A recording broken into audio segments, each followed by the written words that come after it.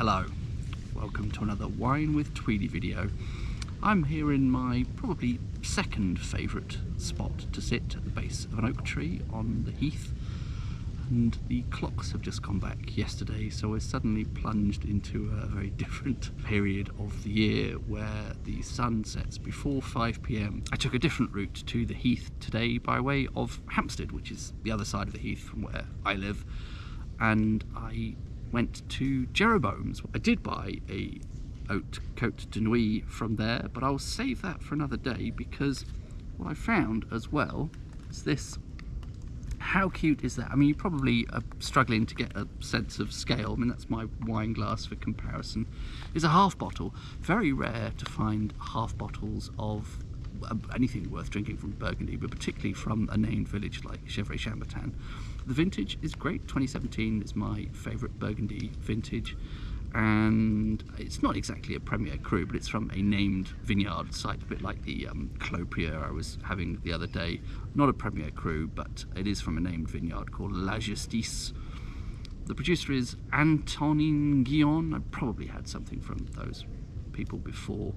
Half bottle came in just shy of £30, so you know, a full-size bottle of this would be 60 quid, which is, you know, still at the cheaper end of Gevrey Chambertin, but it's a sort of, it's a good vintage. It's something that's definitely ready to go now. There's a lot of shops at the moment that are just selling 21, 22, which I don't know, I would be skeptical about whether that would be ready to drink. I have guests coming round later on this evening, have some English sparkling in the fridge. May even squeeze out 2 videos today as a result, so I thought perhaps a bit of prudence for this earlier in the day, given that there'll be more wine later on. Okay, what do we have here? One of those slightly more plummy sort of noses, sort of darker fruit, rather than bright red, fresh cherry. Quite pleasant with it.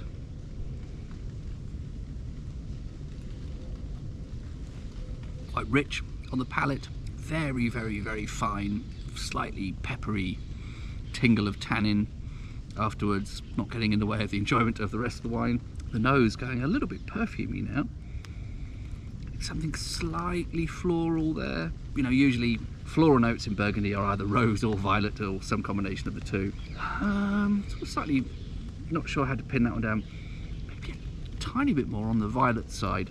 I like the concentration of that, I like the richness of it. Really quite mouth-watering. Very nice. No rough edges to that. Extremely drinkable. Very pleased with that for a quick afternoon tipple. I hate that word. The guy used it anyway, in a very cute diminutive form factor that will not lead to problems with continued wine drinking this evening when my guests arrive. I think that's fantastic. Very pleased with that. Well done, Jeroboam's. Oh, that's good.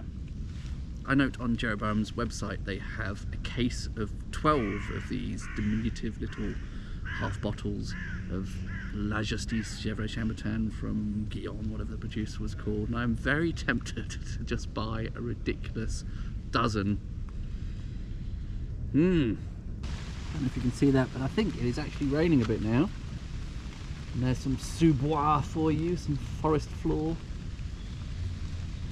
One interesting side note about half bottles is that different bottle sizes cause wines to mature more or less slowly. And this is to do with ullage, that little bit of air that you normally get at the top of a bottle of wine. They're never completely full, there's always a little bit of air, and it's the contact between the wine and that air that causes the wine to mature. That and other things, but like part of the reason that wines mature, that they change over time, is that contact with that little bit of air in the top of the bottle. Now, neck sizes don't vary hugely between a half-size bottle like this and a normal size bottle. So comparatively speaking, the ratio between the volume of the wine and the surface area that is exposed to that air is slightly greater in a small bottle. There's you know, still a similar size disc, if you like, on top of the wine that is exposed to the air, but there's less wine for that to affect.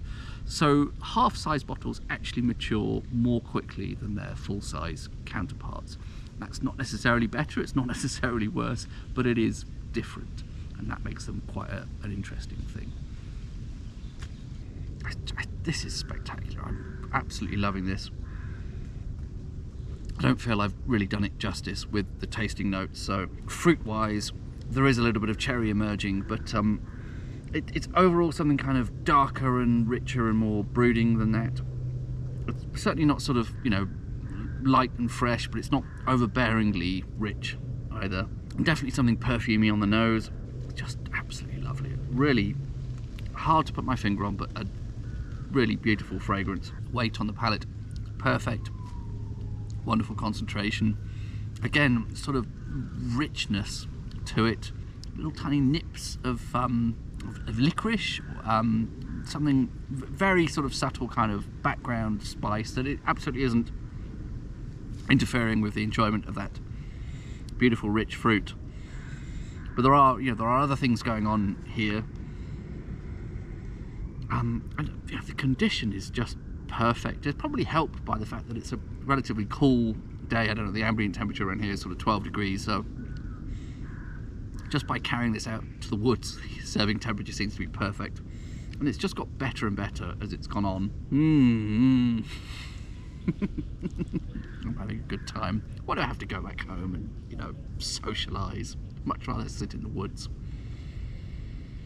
It's hopeless trying to capture the moon on a GoPro, but it's beautiful this evening. Lovely full moon, slightly orangey colour.